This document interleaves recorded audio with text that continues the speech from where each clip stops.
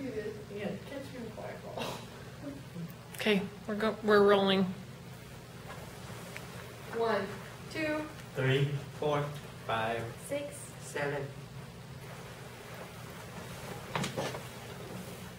Have you ever seen a Japanese family and wondered, how did all of those people fit in one house? Well, traditional Japanese families are different than traditional American families. They're usually multi-generational. For the Japanese, taking care of the elderly is more of an obligation than it is here in the United States. Traditional or multi-generational families are beneficial for all generations that live in the house, though. According to Japanese family structure, ideal versus modern reality, there are 2 types of families that live in Japan. Traditional families, which consist of multi-generations, with the grandparents, the parents, children, and sometimes the great-grandparents. The second type of family are nuclear families. These are the most common in Japan and consist of parents and children. These are the families that we see mostly in the United States also.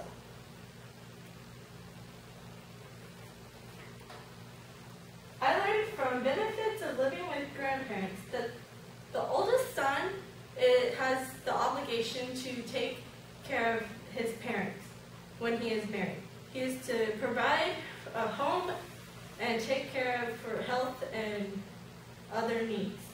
If there is no oldest son, or if the oldest son is not able to take care of his parents, then the daughter is married off to a second or third son in a family, and they are to provide for the needs of the parents. They're to provide food and shelter and all their needs. The government in Japan doesn't really believe in taking care of the elderly. They believe that it's the obligation of the family to provide for the elderly, and that nursing homes and elderly homes, retirement homes, all the homes that we see for the elderly here in the United States, if you put your parents in them, you're considered cold-blooded. It's very frowned upon. There are many benefits for grandparents living with you. I learned from children in Japan that you can learn how to cook and clean and nurture and have many different social skills, like having patience and being kind when your grandparents live with you. Grandparents are also a great source of child care. Since they do not have to work, they can provide for the children and watch them while the parents are at work. It's also a great cost of living because you're only having to pay one set of bills and one house payment since the parents do not work it anymore. I learned about the Japanese traditional families through my exchange students. When I hosted them, they always went to my grandparents who lived with us for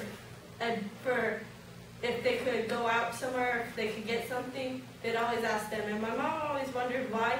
So one day, our Japanese exchange students let her know that in their country, it's respect to the elders for them to ask them and not her, which is okay because that's how my sister and I also were raised.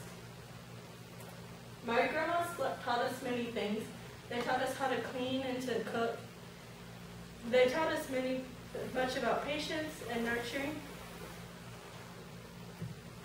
They've also lived with us pretty much all my life. They took care of us before we went to school, and they were there with us when we were in elementary school and needed someone to be at the house when we got home. Thank you for listening to my speech about Japanese. Oh, in conclusion, while many Americans in Japan have different views on traditional families, we see that they're not always different. And although that I'm not of Japanese descent, that I have learned have benefited from my grandparents living with me. For Japanese families, taking care of the elderly is more of an obligation, but it also provides many benefits for the families. So although it might seem appealing, it might not seem appealing to live with so many people in one family, the benefits can outweigh the inconvenience, especially in Japanese families. So before you decide to stick your parents in an elderly home, you might want to reconsider what they can do for you. Thank you. And is there any questions? You mentioned before about if there is no oldest son, or if the oldest son is not able to take care of his parents, the daughter is married off to a second or third son. Why is that?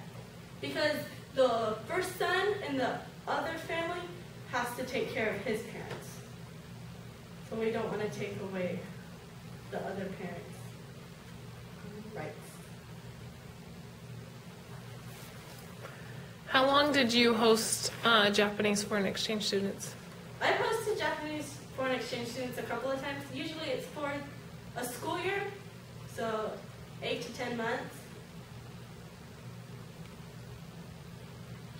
What did you learn from hosting a Japanese family? I learned many things from hosting Japanese exchange students. Like I said, they taught me about their families and how their culture lived. They also taught us different arts from Japan and different styles of cooking. Thank you for listening to my speech and have a great day.